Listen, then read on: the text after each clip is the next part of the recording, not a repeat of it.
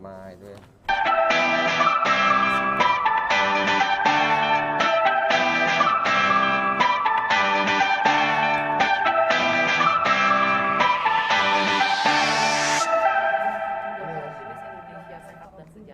Oke. Baik, terima kasih. Bismillah. Udah mau mulai nih. Itu bisa ditutup nggak ya? Biar nggak suaranya nggak ini.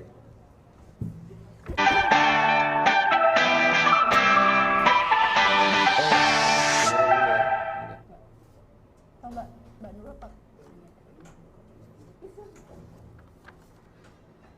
Iya.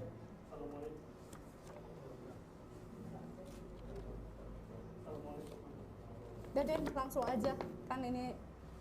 Assalamualaikum warahmatullahi wabarakatuh. Terima kasih Salam. atas kehadiran teman-teman. Pada hari ini DPP Partai Golkar akan menyelenggarakan konferensi pers terkait penyelenggaraan Rapimnas Partai Golkar. Di sini sudah hadir Bapak Adi Samsudin sebagai Ketua Panitia Penyelenggara, Bapak Adis Kadir sebagai Ketua Panitia Pengarah, Ibu Nurul Arifin sebagai Sekretaris Penyelenggara, dan Ibu Mutia Hafid sebagai Ketua Panitia Pelaksana. Untuk mempersingkat waktu, Bapak Aji Samsudin sebagai Ketua Panitia Penyelenggara untuk menyampaikan materi Rapimnas. Terima kasih, Pak. Baik, terima kasih.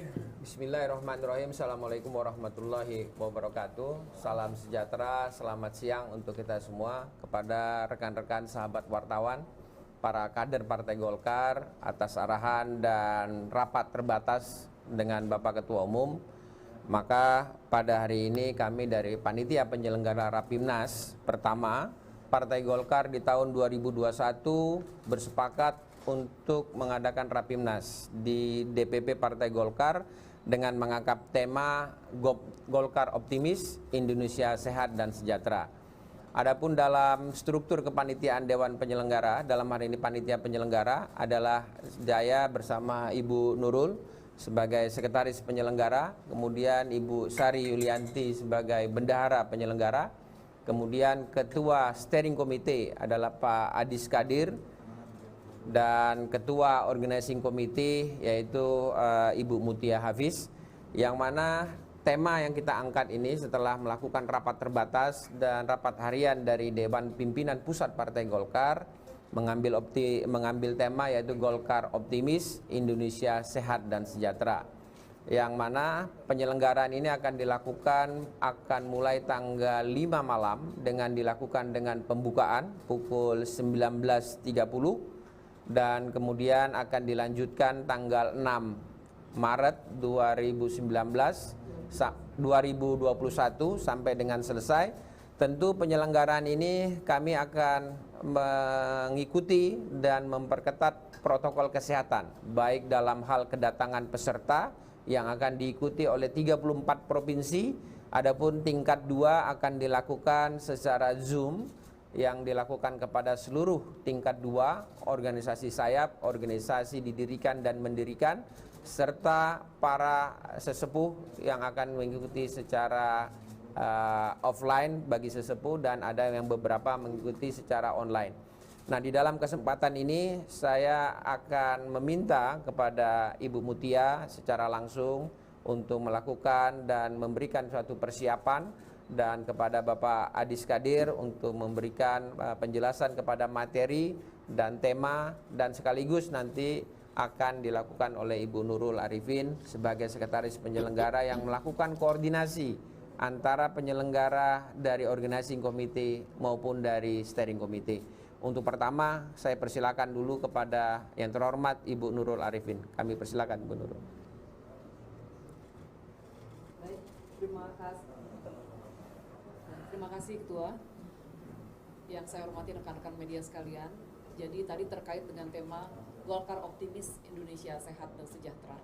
Ini adalah judul yang menjadi kesepakatan bersama dan dipilih oleh Bapak Ketua Umum karena beliau melihat dalam situasi pandemi dan penyembuhan saat ini, tema tersebut menjadi sangat kontekstual begitu. Jadi kami sangat optimis, Golkar optimis bahwa Indonesia tidak akan lama lagi insya Allah akan sehat dan menuju Indonesia maju dan sejahtera.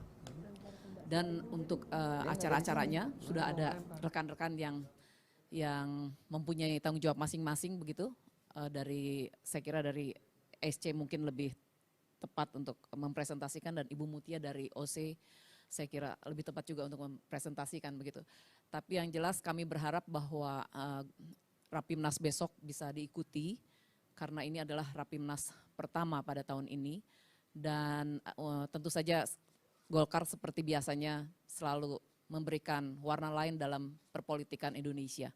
Karena Golkar tentu saja partai yang selalu bernuansakan dengan ide-ide dan the party of idea begitu. Jadi saya persilahkan Ketua untuk ke Pak Adis Kadir, kami persilakan Pak Adis. Ya.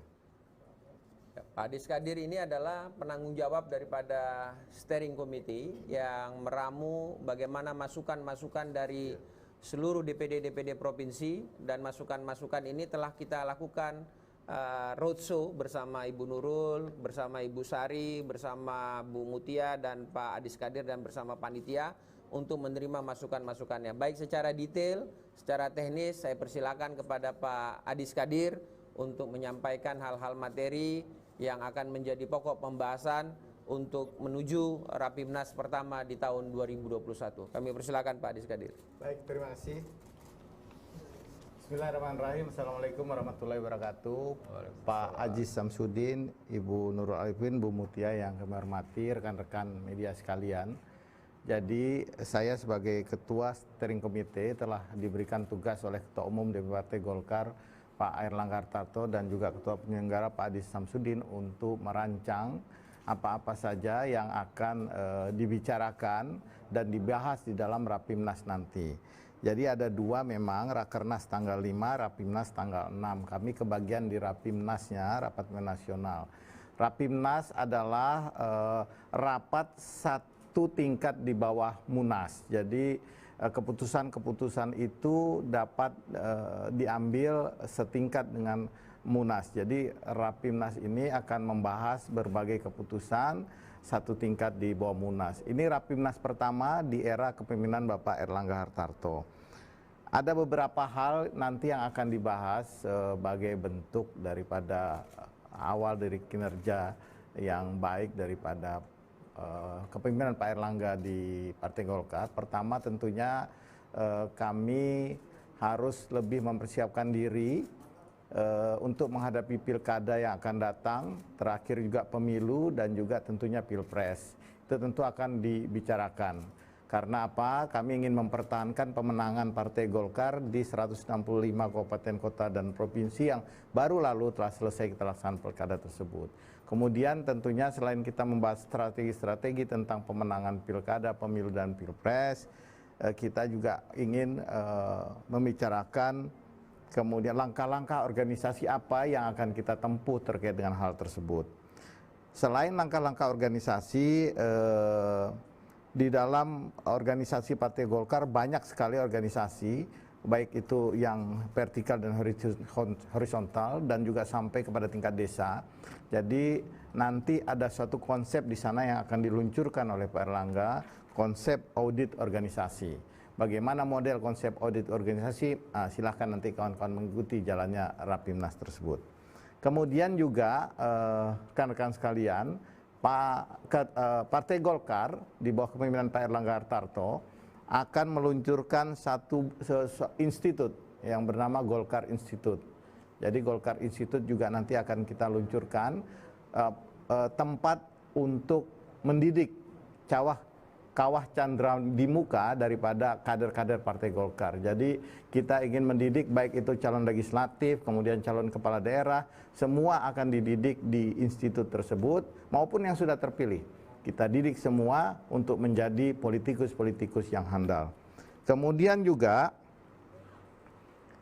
ada selain itu ada juga nanti Yellow Clinic, klinik kuning. Klinik kuning ini untuk membantu seluruh masyarakat Indonesia, baik di tingkat pusat sampai dengan tingkat daerah, terhadap masyarakat yang membutuhkan pengobatan-pengobatan dan kesehatan-kesehatan. Jadi kami akan membentuk itu, Partai Golkar akan membentuk itu, termasuk juga nanti sampai tes-tes PCR tes swab antigen karena kita ingin membantu pemerintah untuk bersama-sama mengatasi pandemi COVID-19 ini agar supaya cepat hilang dari Negara Kesatuan Republik Indonesia.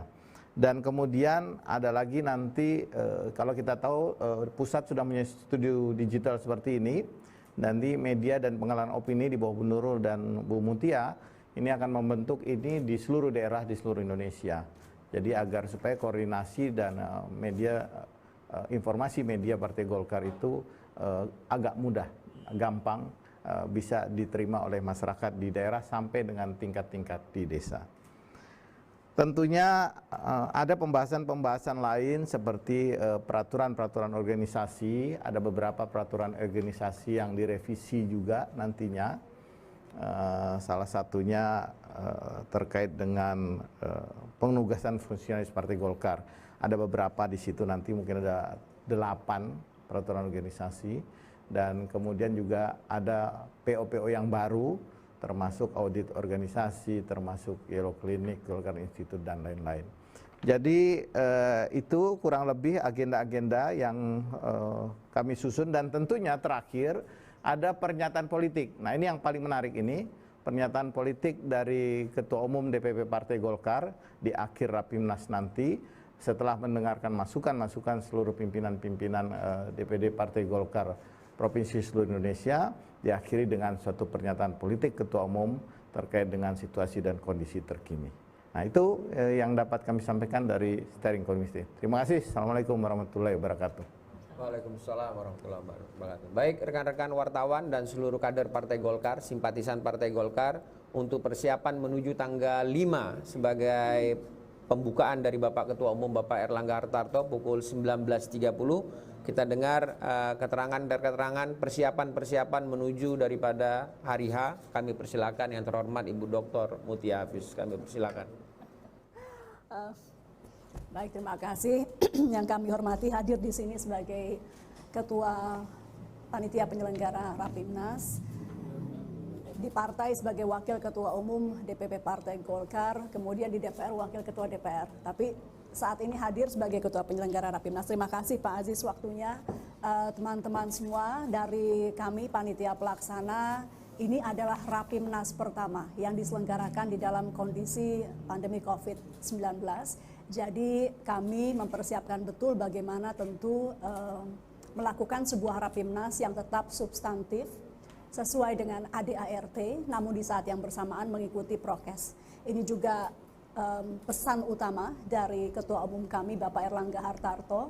Jadi nanti mulai dari acara termasuk teman-teman wartawan kami mohon nanti berkenan juga mengikuti proses swab antigen, dan kemudian acara kami rencanakan untuk berlangsung lebih singkat daripada Rapimnas biasa. Namun sekali lagi tetap menjaga substansi karena tentu dalam masa pandemi kita berusaha untuk melakukan efisiensi waktu-waktu rapat termasuk dalam Rapimnas. Saya rasa itu termasuk nanti pengaturan wartawan juga, kita mungkin mengadakan TV pooling ataupun virtual. Para peserta pun dari Rapimnas yang hadir fisik sangat dibatasi, untuk perwakilan dari provinsi hanya ketua-ketua DPD. Kemudian yang lain termasuk juga kabupaten kota mengikuti melalui virtual. Saya rasa itu saja, lain-lainnya mohon doa saja. Insya Allah persiapan pelaksanaan sudah hampir matang semua. Tinggal 1-2 hari menuju hari besar kami. Sekali lagi ini adalah forum tertinggi kedua setelah Musyawarah Nasional. Jadi kami mohon doa, termasuk tentu dukungan dari teman-teman wartawan untuk kelancaran keberlangsungan dari Rapimnas 1 2021 Partai Golkar. Terima kasih Ketua waktunya. Baik, terima kasih Ibu Mutia Hafiz sebagai penanggung jawab Ketua Organizing Committee dalam hal pelaksanaan Rapimnas pertama Dewan Pimpinan Pusat Partai Golkar yang akan diselenggarakan tanggal 5 Maret 2021 pukul 19.30 yang akan dibuka langsung oleh Bapak Erlangga Hartarto, dalam hal ini Ketua Umum Dewan Pimpinan Pusat Partai Golkar. Kepada teman-teman wartawan, kami juga mengharapkan kerjasama, dan ke depan tentu Partai Golkar tidak akan bisa seperti ini kalau rekan-rekan wartawan tidak mendukung, dan seluruh kader simpatisan Partai Golkar untuk sama-sama kami bersama-sama Ibu Nurul Arifin Pak Adis Kadir, saya sendiri, Ibu Mutia dan Ibu Sari selaku bendahara untuk menyampaikan mohon bantuan dan doa kerjasama untuk bagaimana Partai Golkar bisa melayani masyarakat, mendekati masyarakat, menuju Golkar optimis, Indonesia sehat dan sejahtera. Demikian, billahi taufik walhidayah. Wassalamualaikum warahmatullahi wabarakatuh. Bisa? Seputar Rapimnas ya.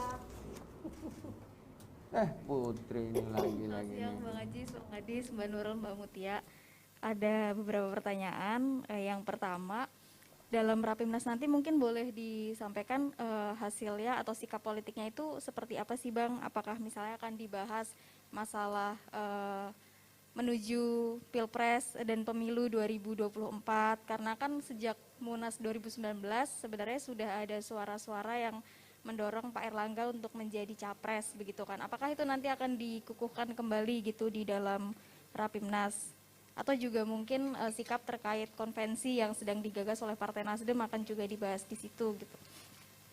Kemudian yang kedua masih terkait konvensi, dalam pertemuan Pak Erlangga dengan Nasdem di Pak Surya Paloh di Pulau Kaliage itu kan kemudian beredar informasi, beredar isu bahwa Pak SP mengajak Golkar untuk konvensi bersama, kemudian nanti siapapun pemenangnya cawapresnya dari Golkar begitu, ditentukan oleh Golkar. Apakah hal tersebut benar Bang dan Bang Ajis dan kawan-kawan?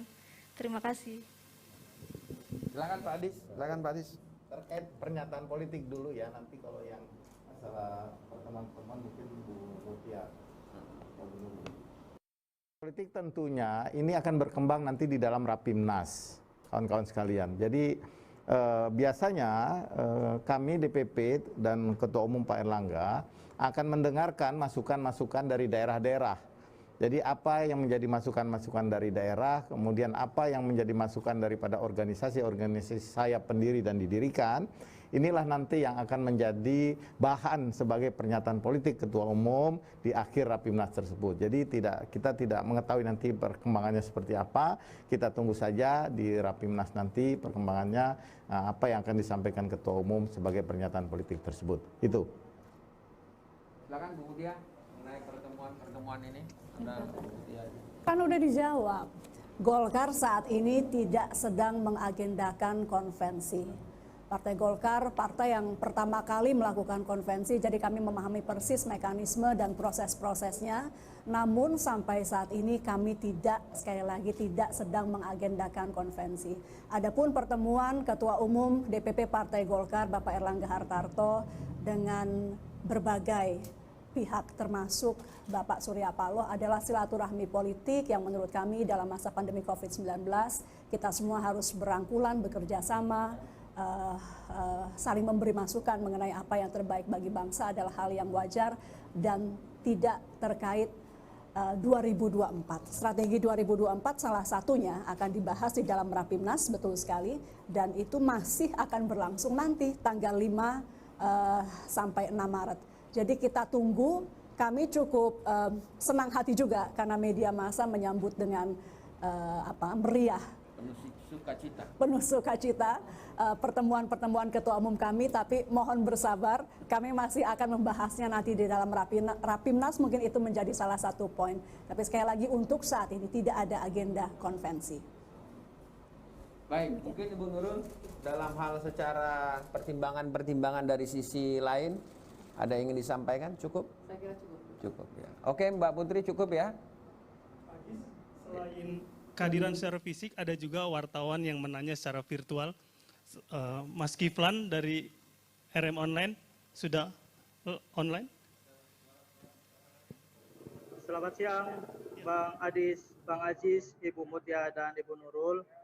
Saya Kiflan dari RMOL.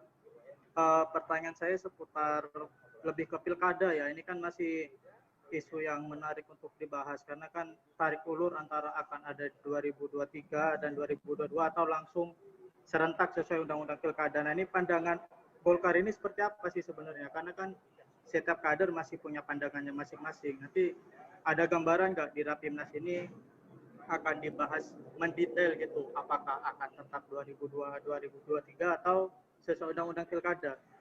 Terima kasih. Ya, saya persilakan Pak Adis lah, penanggung jawab steering committee. Kami persilakan Pak Adis. Baik, baik, terima kasih Mas. Tadi saya sudah sampaikan bahwa seluruh berbagai isu-isu yang berkembang di tengah masyarakat, termasuk tentang pilkada, tentunya kami DPP akan mendengarkan masukan-masukan tersebut dari DPD tingkat 1 yang mengikuti sebagai peserta jalannya Rapimnas tersebut, termasuk juga organisasi sayap, organisasi pendiri dan didirikan Partai Golkar. Jadi oleh karena itu kita tidak bisa berandai-andai mengatakan kira-kira putusannya akan seperti ini, hasilnya Rapimnas seperti, karena kita belum mendengarkan masukan-masukan itu. Jadi tanggal 5, tanggal 6 ini ada 2 hari dari Rakernas, kemudian dilanjutkan dengan Rapimnas. Tentunya kalau ditanya apakah pilkada masuk, materi masuk, ada di dalam situ materinya pilkada. Karena ini kita harus mempunyai strategi mempertahankan kemenangan yang luar biasa, 162 kabupaten, kota, dan provinsi yang menang pilkada kemarin ini. Kalau perlu malah akan kita tingkatkan. Jadi pasti ada pembicaraan itu. Nah, terkait apakah nanti seperti apa tentang undang-undang pemilu dan undang-undang pilkada tersebut, ya nanti kita sama-sama tunggu hasil daripada Rapimnas. Begitu. Terima kasih pimpinan. Baik, terima kasih rekan-rekan wartawan karena waktunya udah cukup lama dan kita perlu ada rehat. Ini udah ada kopi, kue, tinggal kita minum bersama. Tentu kami mengharapkan kerjasama yang baik ke depan kepada seluruh wartawan, sahabat-sahabat kulit tinta, dan seluruh pemerhati, dan mudah-mudahan kita dalam visi dan misi yang sama dalam membangun bangsa sesuai kemampuan dan talenta dan passion kita. Terima kasih, salam kompak, salam sehat untuk Indonesia. Golkar optimis, Indonesia sehat dan sejahtera.